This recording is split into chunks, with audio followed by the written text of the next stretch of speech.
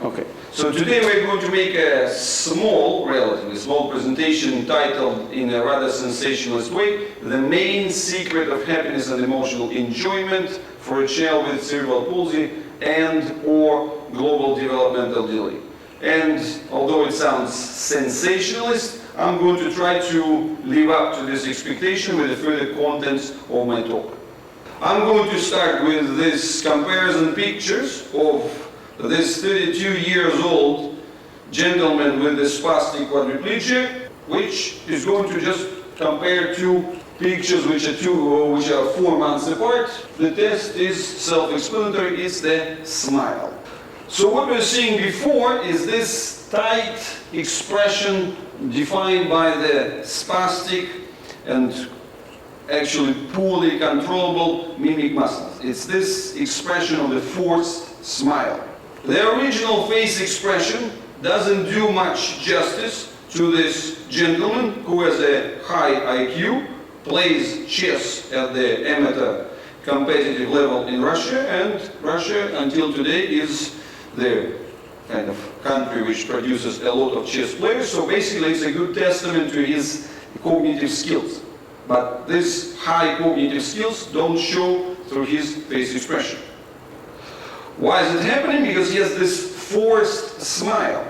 The forced smile which is present on his face all the time, because when he tries to close his lips, it's very difficult for him. He's being tense, and therefore after some time he gets back to this state of the permanently locked sort of fake smiling expression.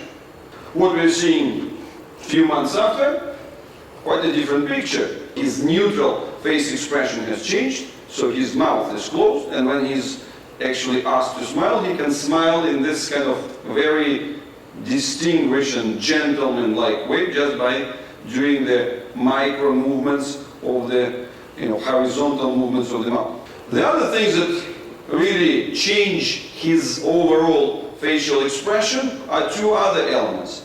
First thing that we can see very clearly here is the expression of the eyes. On the picture before, the eyes are characteristically locked as the sort of narrow slits, and on the picture after, you can see that the eyes are a lot more open, and therefore that gives like the whole brightness of the face expression and engagement. And another little component which we can see as well is that on the picture before, his head is characteristically tilted backwards with a certain shift of the jaw forward. So again, the element that doesn't add to the engagement of his face expression.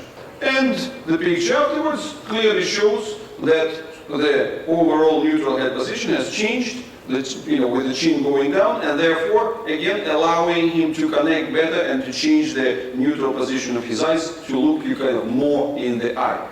So we're making this next step, and the question that we want to extract out of it, what's the key lesson?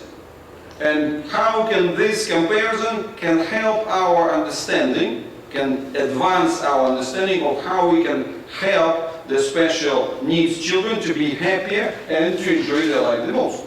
And the key answer, the key focal point here is this paradoxality of emotional responses. And that's what I'm going to focus more through the rest of the presentation. And one extra component is not only the paradoxality of the emotional responses, but also what could be seen as the fundamental sensory confusion. I'm going to base this explanation with a focus on the fundamental emotional triad, which consists of three distinct components. First component is the external stimulus, which could be positive or negative.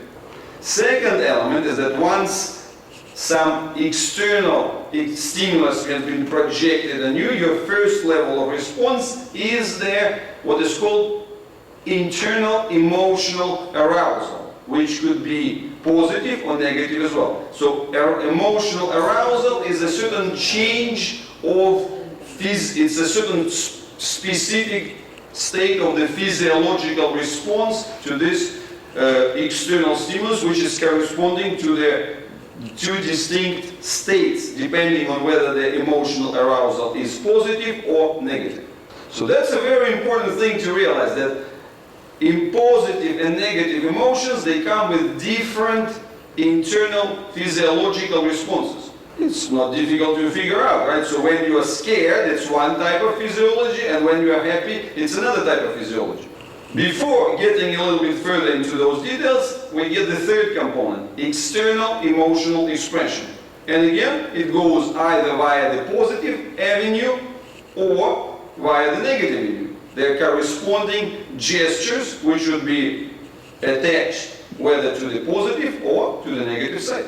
For the healthy person, positive emotional triad looks like this. So positive external stimulus, whether it's the manifestation of love, friendliness, beauty, entertainment, whatever, any positive things, translate into positive internal emotional arousal associated with the state of the relaxation, lowered heart rate, reduced muscle tone, and so on. When sometimes you hear, like in the popular journals or popular magazines, the references to the fact that smiles extend your life or laughter extends your life, that's exactly about this. Because that's the relationship between the positive external stimulus and positive emotional arousal, which has a positive physiological effect on you.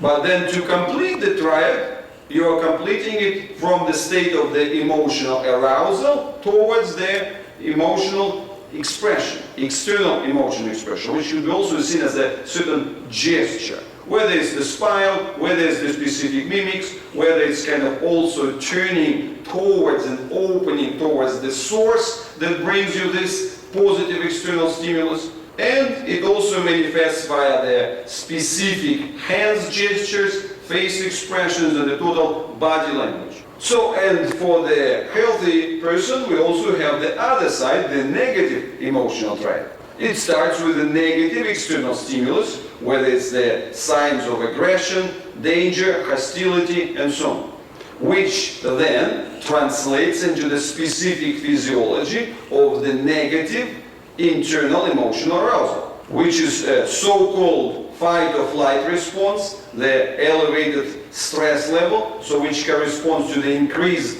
tension and the overall elevated muscle tone. And then this has to translate into the negative emotional expression, whether it's a specific expressions of frown and anger, whether it's the tense mimics, turning away and turning away from the source or folding in into the protective gestures. Correspondingly, the same thing happens to the hands, whether it's kind of a surrender gesture or feasting as the preparation for the fight. The same thing happens to the posture as well. It's either being defensive or offensive. But now we're moving into this essential paradox. For a special child with limited face expressions, with limited with the elevated muscle tone and so on, this entire triad doesn't work in this simple, divided manner. And the most important is the fact that the positive emotional triad for a special child becomes confused. Meaning that for the positive external stimulus that you give as the parents, expression of love or the manifestations of friendliness, and then bringing up the extra entertainment and so on, what happens? Instead of experiencing positive emotional arousal of relaxation, decreased muscle tone and so on, the child responds with the increase of tension, increased heart rate, increased muscle tone, and so on. Let me highlight this point. Again, you bring the positive, your best positive external stimulus. But what is the second part of the triad? It's the state of the emotional arousal. Meaning that if the person cannot respond with the decreased muscle tone, with the relaxation and so on, then even the best intentions that come from the outside with the external stimulus, they are going to translate into the physiology which corresponds to the negative emotional arousal. And then the next phase only aggravates it, because now there is a negative emotional arousal, but then typically there is also a restricted expression repertoire for the special child, especially the child affected by the autistic syndromes or by the cerebral palsy. What do we have as the response? Generalized tension, confused and paradoxical mimics, turning away, even if you know, instead of coming towards, turning away, or, coming into this fetal position, being limited in their arms and hands gestures. What happens is either this surrendered, let's say surrender gesture, or the tight fisting effect. And also the same thing, the body postures, they only go in the defensive or the offensive way. Again, the key moment here is not that the child wants, right? Even if the child wants to be positive, the limits of his physical expression is only channeled in the types of the response which correspond to the negative emotional expressions. So, and therefore, if you have ever wondered why the special kids behave differently, well, that's your answer. Why they're having changing moods, why they have quick switches from laughing to crying and back and forth, or why they actually get stuck, can stop crying or cannot stop giggling, why they have the disproportional responses when there is a kind of a small challenge translates into a huge distress, or vice versa, when you put a lot of entertaining effort but just to squeeze a minimal positive response, and also why they even often cry completely inappropriately and without any specific reason. So if we get back to this emotional triad, that's what happens. This is the challenge that most of the parents are locked in. Seeing the child kind of unhappy or neutral, you, out of your best intentions, come up with the attempts to show your expressions of your love, let's say kind of bring some extra entertainment and, let's say make the child happier. You do all the positive external things. Why? Because you're expecting this positive external stimulus to translate into the rest of the positive emotional triad. But unfortunately, that's not how it works. Pero no es como funciona. Within the limitations of the external emotional expression and with this kind of specific elevated muscle tone and so on, your best intentions translate into what? Into negative outcomes. You entertain the child, but this entertainment translates into what? Into just elevated state of tension. So if his physiological repertoire is only limited to tension and increased muscle tone, no matter what you do from the outside, always ends up being the same. So that's the challenge. All the good things come with the negative pollution. They don't come pure. So even if when you give your child his favorite toys, show him his favorite movies, do your best entertaining moves, unfortunately, you also fill up the glass for the increased tension, which the child will have to get some discharge in a negative way afterwards. But you see the child crying and say, oh geez, I have to do more entertainment. I have to do more calming down. I have to participate with more positives. You come with your natural parental instincts, but unfortunately, because of this confusion and the paradoxality in this emotional triad, it always adds challenges. So this is that fundamental challenge that every parent faces with the special children of a broad spectrum, starting from the moving and walking autistic individuals and all the way into the cerebral palsy children of the level 5 who can't move and get any, let's say, voluntary action.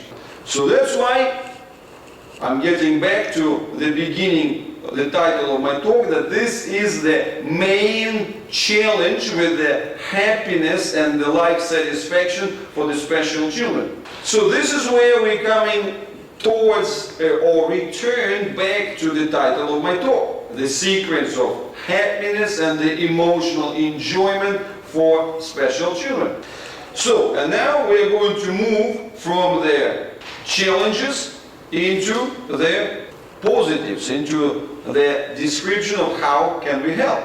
So first of all, we have to understand what we have to do, and that splits into two big directions. So first of all, it has to do with the emotional arousal itself, with the general physiology. So where we have to change it from the tense emotional arousal associated with the fight or flight response to the relaxed, positive emotional one. So in other words, the inability of a child to relax translates not only into the physical challenges, but it's actually being a major source of the emotional challenges for a child. And the opposite is true. So our quest for getting the relaxation is not only going to help physically, but it's being the essential basis of bringing in the positive emotional arousal. And the other big chunk of it is the emotional expression department, where we want to again expand the repertoire of gestures and the emotional embodiments, particularly for the face and mimics, the hands and the global body posture, in such a way that the child would have this spectrum of getting the positive expressions. And once again, that's the key point. As I said already, the child might want to come up with the positive emotional expression, but it's the question of the available repertoire. If his repertoire of the expressions is only limited to those fight or flight responses, or to the expressions of the tension, or to the feasting or scare, all the best intentions are going to be lost. So, in general, the solution is straightforward. Bring relaxation to facilitate the positive emotional arousal, and expand the repertoire of the gestures and the responses for the face, hands, and the body. Let me show you a few more of the examples which are illustrating the positive achievements in this department. So we're looking at this 20-year-old young man with the spastic quadriplegia and the autism, where we can see actually a similar challenges that we observed in our first gentleman. The tension of the mimic muscles, the semi-open mouth, the very narrow eyes, and the picture afterwards shows a very clear change in this of this particular expression aspect, where there is the relaxation of the mimic muscles, where there is the opening of the eyes, where there is the closure of the mouth. And this is a smile. Again, what we're seeing here, even though this gentleman is genuinely engaged in his smile, but what happens? There are extra tensional components, the elements of this tensional pollution, the stiffness of the mimic muscles of the cheeks, and the corresponding closure of the eyes. And again, the picture afterwards shows us much better control over the smile, relaxation of the cheek muscles, and the opening of the eyes. Next gentleman is again a 33-year-old, and this is the gesture, which is a different mimic expression, which would be the test, where the person is requested to simulate the surprise and lift the eyebrows. And again, what we are seeing, the rigid link, the attempt to lift the eyebrows, which is supposed to be a selective movement, comes with the engagement of the entire face and the imposition of the forced smile or fake smile via the tension of the mimic muscles. Whilst on the picture afterwards, we can see very clearly that his eyebrow movements are local, without imposing any extra tension onto the rest of his face. Summarizing these extra examples, it's another illustration to this key principle. What we want to expand the expression repertoire for the person, to minimize this tensional pollution component, the tensional trace that they have to get rid of afterwards. And intentionally, right, what my other element here is to show this broader picture where you can see how actually the change of the facial mimics, also translated into the global relaxation that goes throughout the body, so that his tension has changed even, let's say, further through, at the shoulder girdle and so on. And you see what I'm pointing out here, so that I'm intentionally have used the examples of the young adults with cerebral palsy, right? So the ones who were at the age of 32, 20, and 32 again, where their skeletal growth has been completed. So you can't simply attribute it to, that was a spontaneous change. And now we are approaching it, the key point about this talk, how did we make it happen? Would be a most unexpected answer, especially, the answer that comes from me or from ABR specifically. Because, you see, effectively, what do you normally expect from us, the ABR people? Well, it's something tangible and mechanical.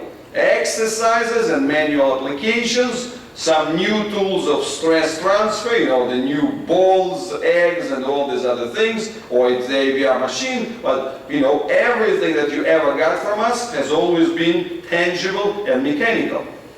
And this time it's different. So, it's much, much simpler for you to do as well.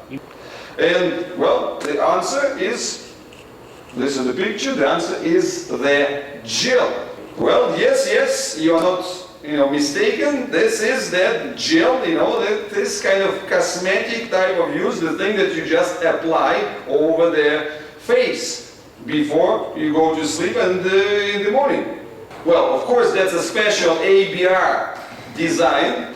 And, well, what I feel I have to give you is that actually to make it fit into the bigger picture. For you not to get entirely confused. So, the key question, how does that fit with the ABR as you know it?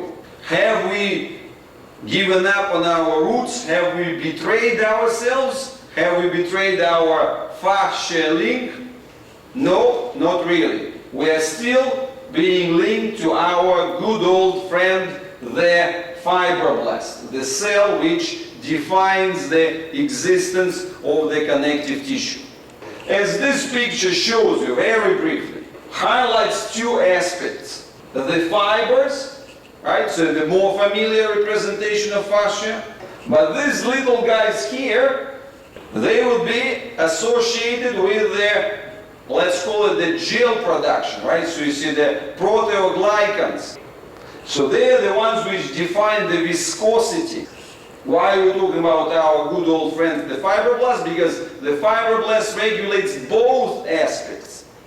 Tension of the fibers and the viscosity of the interstitial fluid. So these are the two intimately linked, inter-exchangeable aspects of the primary role of the connective tissue. And, well, if in the past we focused more on the tensional aspect of the fibers, right, a more familiar representation of fascia, the recent research, particularly the one very much voiced at the last fascia conference, which took place a year ago, there was a lot more emphasis on the role of the viscous component.